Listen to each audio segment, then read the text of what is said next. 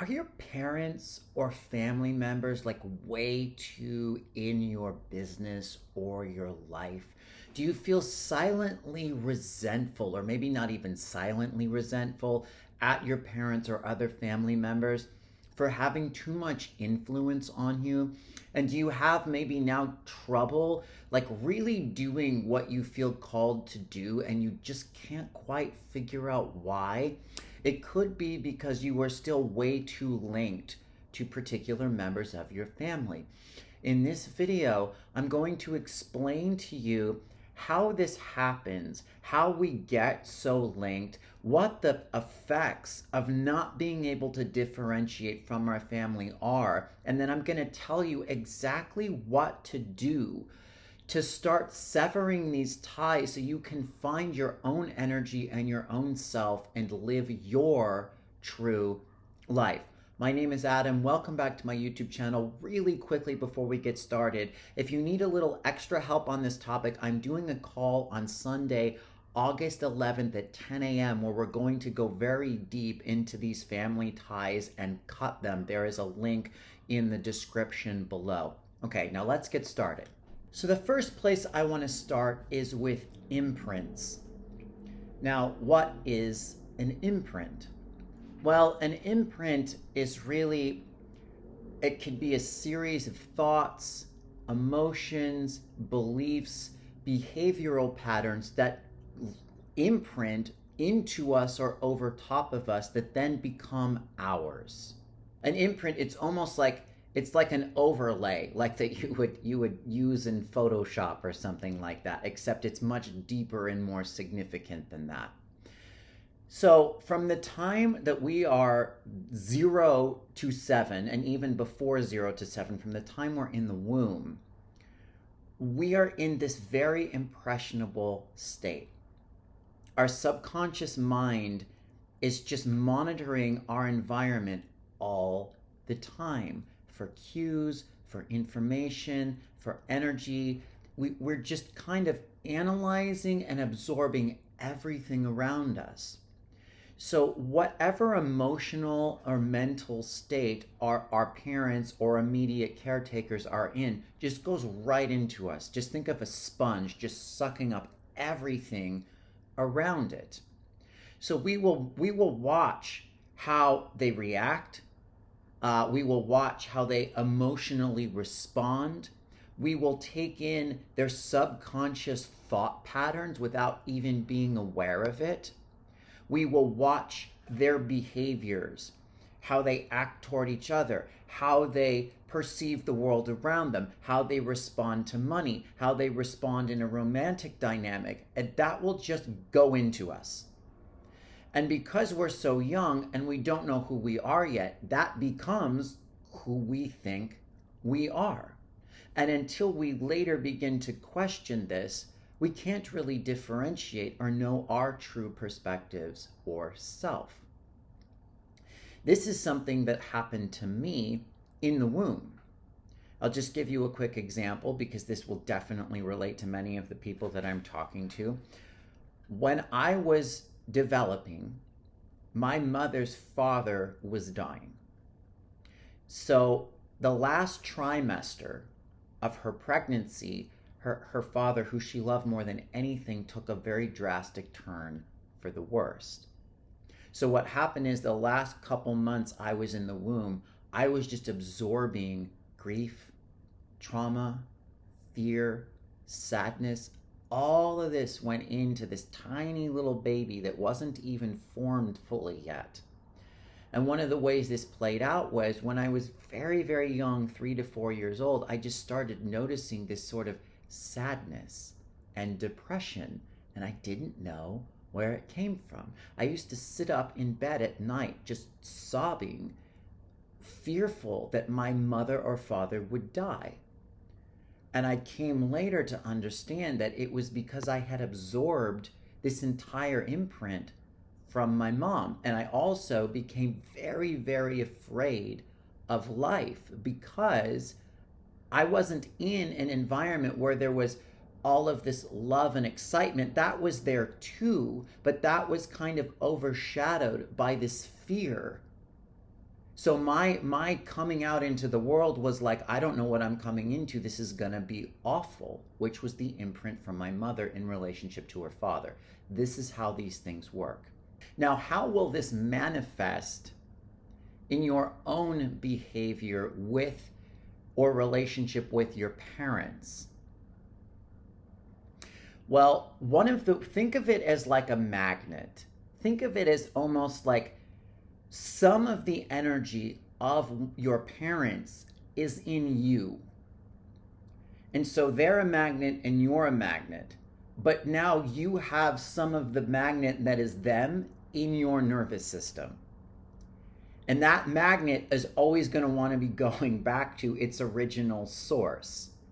So if you've had this hyperlinked relationship with your parents, which most of us have, and now you're in sort of a negative dynamic, they're too, demanding, they're always in your business, they're always trying to push your buttons, it's going to really pull at you. You're going to feel it. Every time they press your buttons, like you're going to feel this pull to them. And you can feel it sometimes in your neck or your throat or your body. You'll feel it in your nervous system. It's like someone has a cord and they're just trying to reel you in. And all they have to do is say a particular thing, a particular phrase, whatever it is. And that magnet will get activated because it's already activated, but it will get really activated because of whatever they do. And you will have a very, very hard time going out into the world, living the life that you want without feeling that pull of the influence. Now, when you sever these ties, there will still be some sort of, a connection. You will feel a huge release, and it will get easier and easier and easier to just go off on your own, and those triggers will not so easily be activated anymore because the part of them that you have is now not in you, if that makes sense. Now, what are some behaviors that these imprints can affect? Well, the answer is everything. They will affect how you behave in a romantic relationship. They will definitely affect what it is that you feel you need to do to get love. They will affect the job you choose, the career you have, how much money you make. This stuff affects everything. And that's if they didn't even directly project anything onto you. If they had a lot of poverty consciousness or fear around money when you were 0 to 7 or even older than that, and they didn't even necessarily talk about it, you will have absorbed poverty consciousness. But if they directly project it onto you, and I'll give you an example in a second, that's going to make it 10 times worse. Like, say, for example, you had a domineering father, which I know a lot of my clients have had, and the father said something to the extent of, like, if you're not a lawyer or a doctor, like, you mean nothing to me. The rest of your life, until you really clear this imprint, you're going to be struggling with feeling like you can do what you want to do. You may have even forgotten this to an extent. But every time you go to become an actor, or you go to do something creative, or you even go to do something that's not doctor or a lawyer, you have all these waves of guilt and shame, or you just can't get yourself to pursue it and you don't know why. The reason is because that imprint, that belief system of if I don't do what my father wants, I'm not loved, has gone under the surface. It's now in your nervous system, it's in your body, and every time you go to take an action, it sabotages you deeply. That's how powerful these things are. They will rule your entire life until they're unhooked. So how do we begin to separate ourselves? How do we begin to individuate and find what it is that really is true to us? The first thing always is awareness. We can't change habits, we can't change patterns, we can't change thoughts or beliefs without becoming aware of them. So just become aware of where in your life things are not working and what are the emotions that come up, like every time you go to pursue your dream, what do you feel? Do you feel fear? Do you feel shame? Do you feel not worthy? Just start to sense moment to moment where this is impacting you. Also notice your behaviors.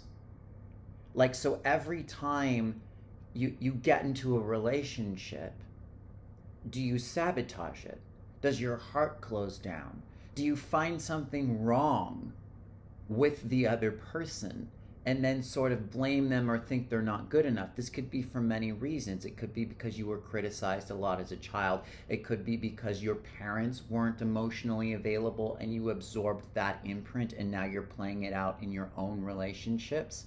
It could be because you didn't get enough love from your mother or father, and your partner does love you, and when they go to love you, you can't receive it, so you throw up a wall and push them away. There's so many different ways this can play out, but the first step is always awareness. The next step is, if you can and you're not really clear on where your behaviors come from or why you are a certain way, ask your parents about their childhood. This will give you clues. Ask them, what it was like when they grew up, what their parents were like, because you will start to see patterns in the family. Like, I'll give you a quick example of this.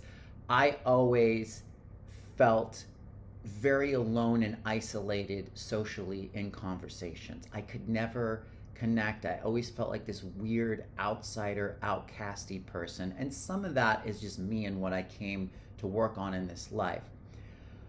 But I sort of sensed growing up that I had gotten a lot of this from my father, because when I would observe my father in social situations, he was always just very checked out and not really able to engage very well. Then, my father now has dementia. But one of the things what happens when you have dementia is a lot of your memories fade, but you can see what really has stayed with people by when they have dementia. They'll keep telling the same stories from their past, and you can see in those stories like what affects them. And one of the things my father always talks about is how he has these two sisters, and when he was little, the two sisters got a room together and he got a room all by himself, because he was the male and he was always alone and by himself. He tells that story over and over and over again. And it just kind of gave me more clarity. It's like, oh, so this was my father's imprint too. My father always felt isolated, alone, like he couldn't connect to people. And I got that. And when I become aware of it, I can start to disidentify with it. Because what we do is we identify so much with our thoughts, behaviors, and our emotions. We're like, this is who I am. And when you become aware, you can be like, this isn't me. This is just a behavior. This isn't me. It's just an emotion. This isn't me. It's just a thought that I have. And then we begin to separate from it and differentiate. We can release it and then choose new ones instead. And asking for a history of your family will really give you clues into some of your patterns and the realization that they're not yours. One of the things that happens that really links these imprints to us, especially if we don't like them, right, is anger. A lot of people didn't necessarily have the childhood that they wanted. They were maybe judged, condemned, put down, told they couldn't do things that maybe you wanted to do, or you were interfered with or influenced too heavily. And so there's an anger. There's an anger at your mother or your father or your caretakers for not letting you just be you, or for not loving you enough. Now, forgiveness is just the art of letting go of these things, but you can't force yourself to let go of anything until you're ready. And you can't, and letting go means processing the underlying emotions. So processing your anger at them being too in your space or not supportive of you or not giving you the love that you wanted is one of the biggest things that you can do to release these imprints, because the anger is like, it's like a magnet that draws this stuff and sticks us to it. What we resist persists. What we fight gets worse. You become what you fight. So the anger is wanting to release. It doesn't really want to fight them. It wants to differentiate. A healthy use of anger is to set a boundary. So you want to start to process where you're angry from your childhood. Feel it, let it go, and find its proper expression. So if as a child you never got to say no, you want to start practicing saying no now. And you want to start practicing saying no to your parents if you can. And then this will start to dissolve the anger. The imprints will begin to release. They're just energy patterns. Again, it's like an overlay that you can just let kind of float off of you, but you have to get to the underlying stuff. And the last thing that I will mention for what you can do right now is do the best that you can, and I know this isn't easy, to have compassion for whatever they went through. That's why learning about their past, your parents' past, your caretaker's past can help. Because if you had abusive parents, but you understand that they were very abused also, it doesn't make it okay, but it does allow you to see like, okay, so they went through a lot of shit too. And like, I'm not all right with what happened, but I can let some of this go by not personalizing it so much. Because the reason things stick, like I said, is because we over-identify with them personally. And when you can just sort of like be like, all right, I have compassion for what they went through, like love and gratitude, when you can authentically get there, are the biggest like releasers of these patterns that you can have. Because when you're in love, you're not resisting. Things aren't sticking to you, and they can let go and fall away. And if you want a quick exercise, write them a letter.